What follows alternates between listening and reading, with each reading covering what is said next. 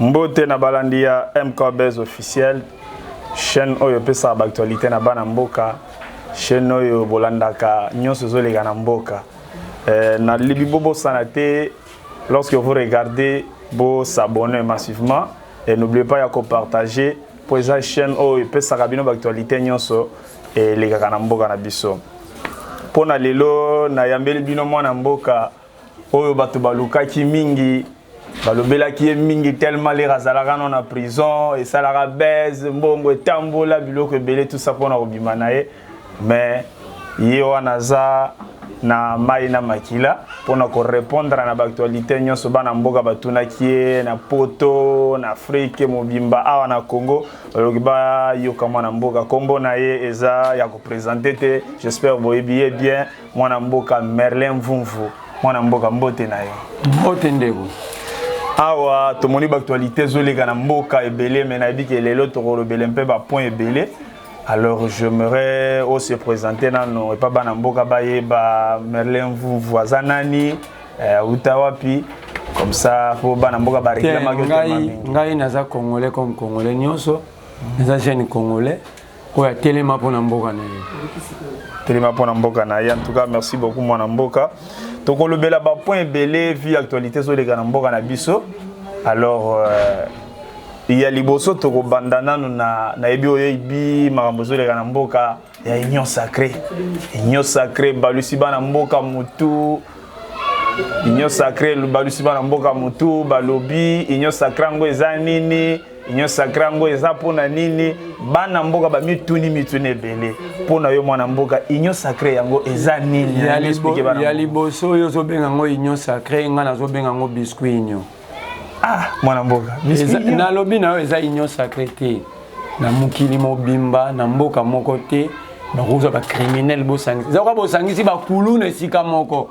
Po bozelani.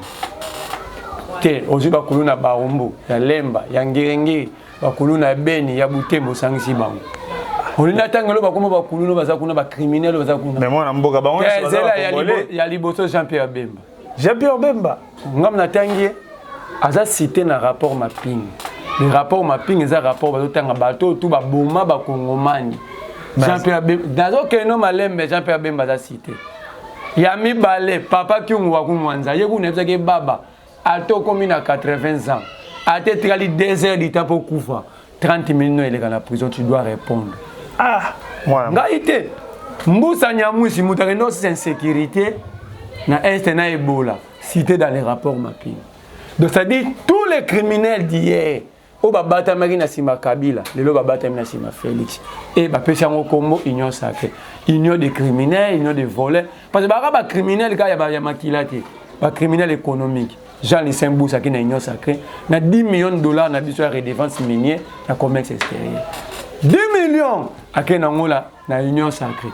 Yo moni ngala obenga ngo biscuit union parce que conglomérat des aventuriers ba que ça théâtre de chez nous guna.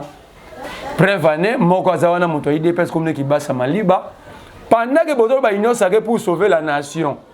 Yé azo soutirer peuple mo anya bomane peuple. Mais moi na mboka ya lobi ram eza pona ko sécuriser bana mboka na lobi na yo boye. Ram ezo sécuriser bana mboka te. Sécurité ya biloko ekota na mboka bat basala nkomo nango OCC. Tongi ba téléphone na côté za non sécurisé. A retour na bisota. Pas beba akene a signaler ministre ou azana charge au CC la compétence mais moi na mboka nazoka tete moi babenga bato batu na bango ba téléphone na contrefait ekota ki ndenge nini eleka ki ndenge échappa ki na contrôle ndenge nini so il contrôle les amukier bazui ba moyen ba pesi bango ba renforcer ba service ça c'est en DD est-ce qui basa mali ba rota ba Congo na miso sa bango chaque jour combien d'appels entrant et sortant contre na Vodacom rien que na zone Vodacom RTL tout ça RTL tout le ministre qui bat sa maliba, Vodacom, RTL. Combien de Congolais utilisent le téléphone? Appelons chiffre.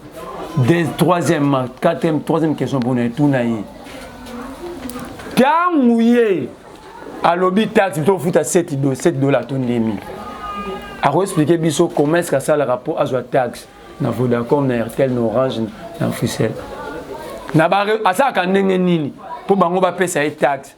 Si quand le biso de son téléphone te foutu TVA, bah bien on taxe sur la valeur ajoutée.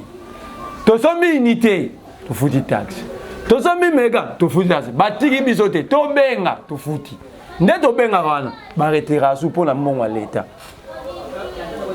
sikoyo kibasa bi te bakizengi oyo nano ekoki te babololo oyo nano ekoki te mwana mboka quand même aexplikaki yango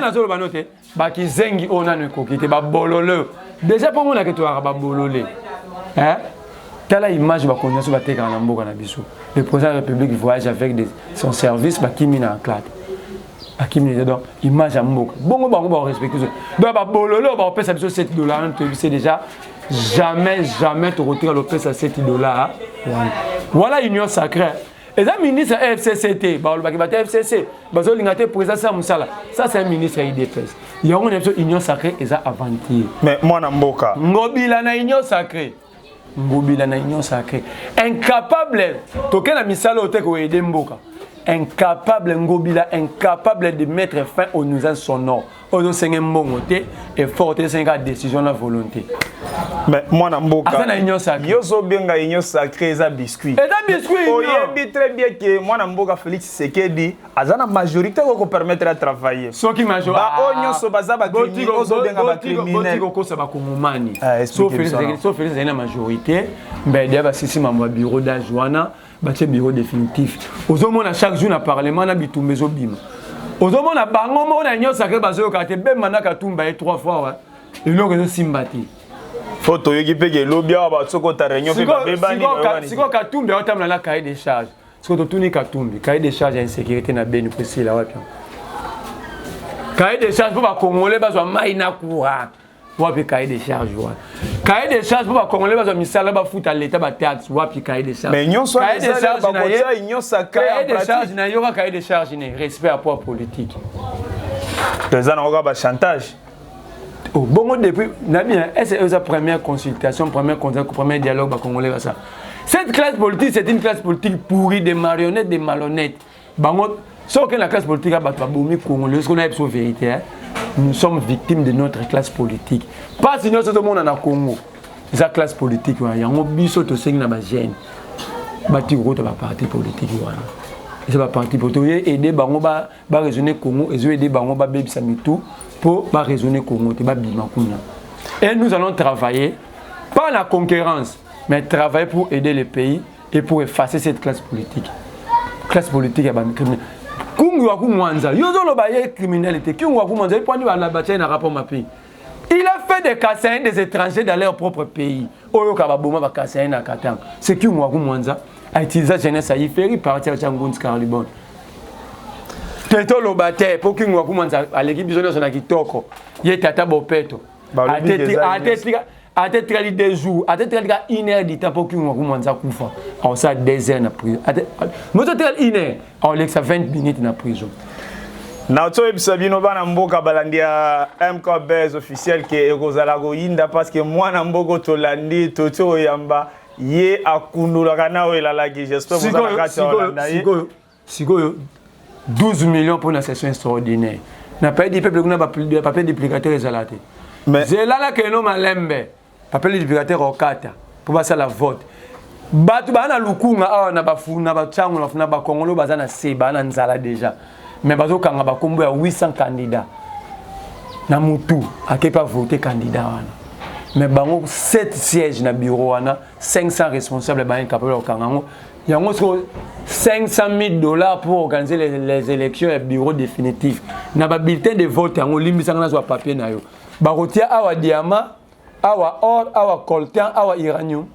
mais makambo ngo mwana mboka si faut kolande faut balande ndesha bunda pour l'année Gaël Boussa expliquer très bien que faut retourner à Jean-Marc Aboun il y a 7 millions à chaque makelele ah ben ba ko sa chef de l'état ben ba iba 7 millions congrès il y a congrès ça session extraordinaire congrès ça veut dire 2 chambres à parlement mais aux session extraordinaire ça là ce qu'on calcule tout soit 12 millions divisé par 30 jours de session ça fait $400,000 par jour ba nouvelle unité enseignement ba foot à marathé ba nouvelle unité ministère de la santé ba foot à marathé équipe pour lutter pour le coronavirus ça fait 4 mois de salaire mais les députés ont le luxe il y a 12 millions de dollars. Toi, na courant, tu maïté, nzelate.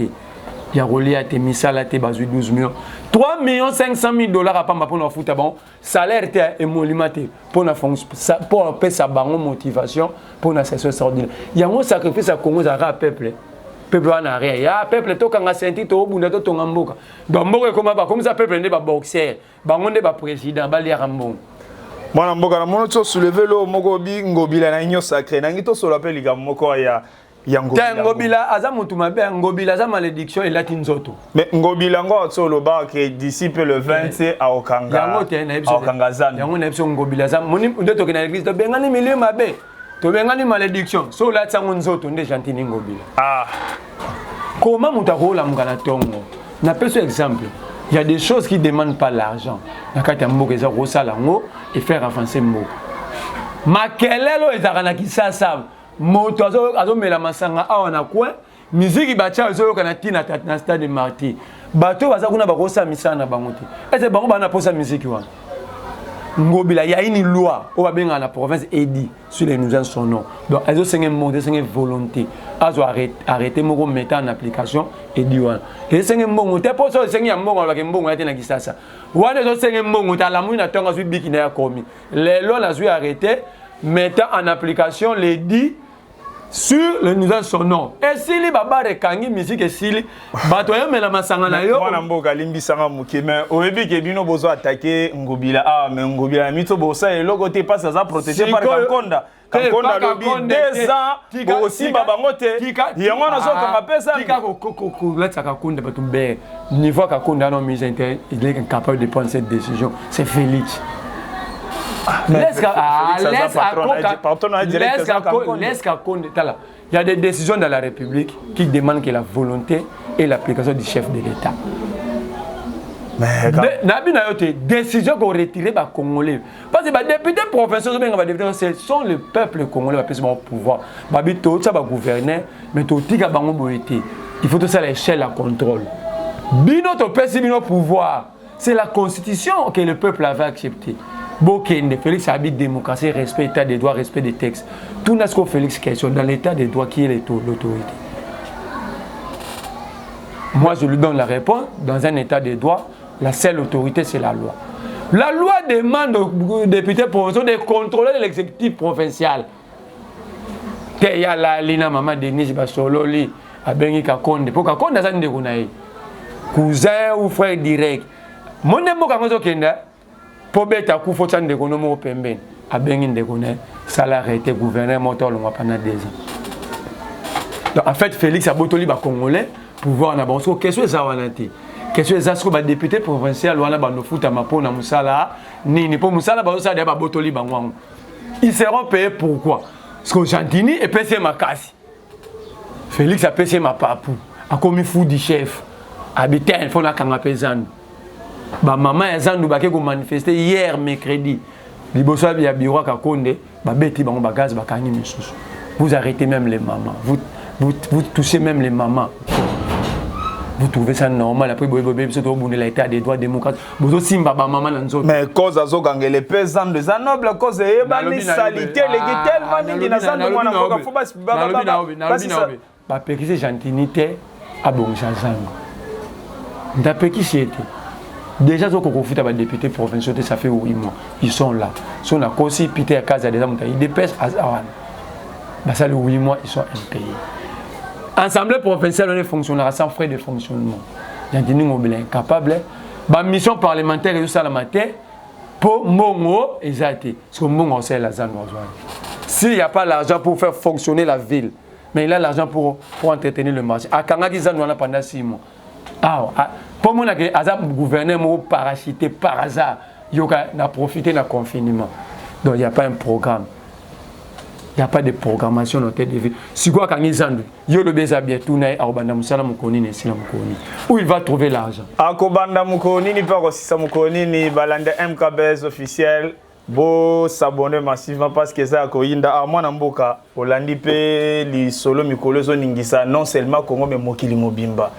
Les gambo ya coronavirus moni awe pana biso awa zande zo sala taxi zo sala normal église ndenge moko bar boîte de nuit so mais batali kaka koto bana batangaka na biso yo bolo abi kuna bo stopper na po kuna corona des ako na koloba no bilo misato mi balé to misato liboso ba ko bo bande ko na biso na beni ti lelo na est et insécurité sur ma case mais Félix il a le leaks et on la meeting aérien il y a moi na qui bateau pour la insécurité à beni botu na biso te botu na meeting aérien so boko watenga na tout le yo meeting aérien oya otamboli te okay ba komo boma batu na beni les sous yo meeting aérien 30 millions na biso ba pesa ki yo po tambula 30 millions de dollars vous pouvez organiser les services de sécurité beni wana zomona eza guerre classique te de na M23 beti bombe ba beti bombe eza guerre asymétrique eza groupe batu boye place ba utarate ba kota ba kati ba na machette ba ke il faut des informations pour lutter contre guerre, on prend aussi sa guerre. Et information, où tu as servi des renseignements. Renseignements militaires et civils, demi-année. Est-ce qu'ils en ont les moyens? Ils sont là pour arrêter les opposants, les activistes, tout ça. Est-ce qu'ils en ont les moyens? Est-ce qu'ils ont l'information? C'est ce qui se passe à Beni. Ça fait 20 ans, 2 décennies. Voilà, on a un coronavirus. Ah, coronavirus, c'est ça. On a un corona gratuité. Oh, on a mboka. Corona so boma bato to landa wane na biso lo moko koko na ngai moko koko na ngai moko mobali ya cousine mama na ngai koko na ngai batiaki na vijana waza na coronavirus asali examen makila na ba urine banda le 19 décembre na vijana test ba ebenga ye après une semaine il y a 2 jours aussi ba les résultats l'hôpital la vijana me komina kasha inerbe document wapi il y aura document docteur a remis les résultats, il a visionné ça cet examen. Caché à l'hôpital inerbe. Document l'école en tête, clinique universitaire. Bah besoin de coronavirus. Et moi, je comme ça. Il y aura un bateau, architecture. En tête, il y a un document clinique universitaire.